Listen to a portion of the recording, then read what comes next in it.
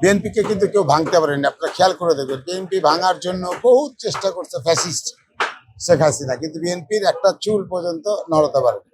তো আজকে আনন্দের বিষয়টা এটা, যদি কলিজা খুলে দেখানো যেত তাহলে বুঝতে পারতেন যে দেশের 18 কোটি মানুষ কত সুন্দরভাবে আজকে এই জিনিসটার প্রতীক্ষায় আছে যে আগামী 25 তারিখে উনি পদার্পণ করছেন এই মাঠে।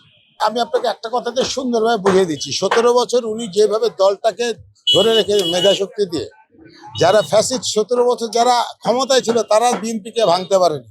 অতএব তার কৌশল, তার মেধাটাকে চিন্তা করতে হবে।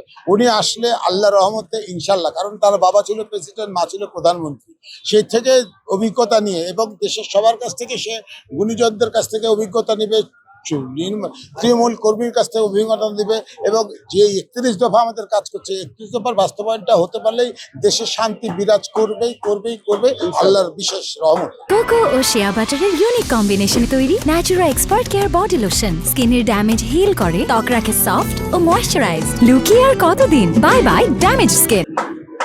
আমাদের গণতন্ত্রের মা আপসীর নেত্রী যেহেতু অসুস্থ, তার কাছে আমরা আল্লাহর কাছে দোয়া মাহফিল করছি।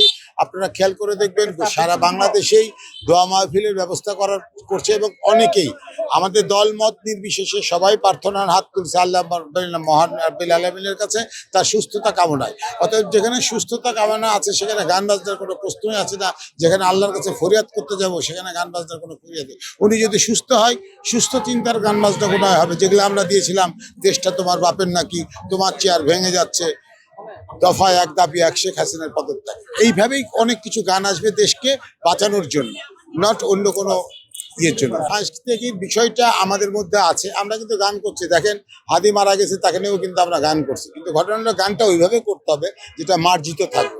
এখন কিন্তু যেহেতু গণতন্ত্রের মা আপসীর নেত্রী মৃত্যুর সাথে পাঞ্জা লড়তেছে, এখানে গান বাজনার কোনো প্রশ্ন আসে না। আমরা আনন্দ করতে পারি কি, গান বাজনা কি আনন্দ? সবকিছু সবকিছু না। মানুষের ভালোবাসা নিয়ে 18 বছর পর উনি দেশে আসতেছেন, এটা বিশাল ব্যাপার। মানুষ প্রতীক্ষায় আছে, 18 কোটি 36 কোটি চোখ তার দিকে তাকায় আছে। আল্লাহর বিশেষ রহমতে উনি আসতেছেন। দেখেন, দেশ ভালো থাকলে গান বাজনা সবকিছুই হবে ইনশাল্লাহ।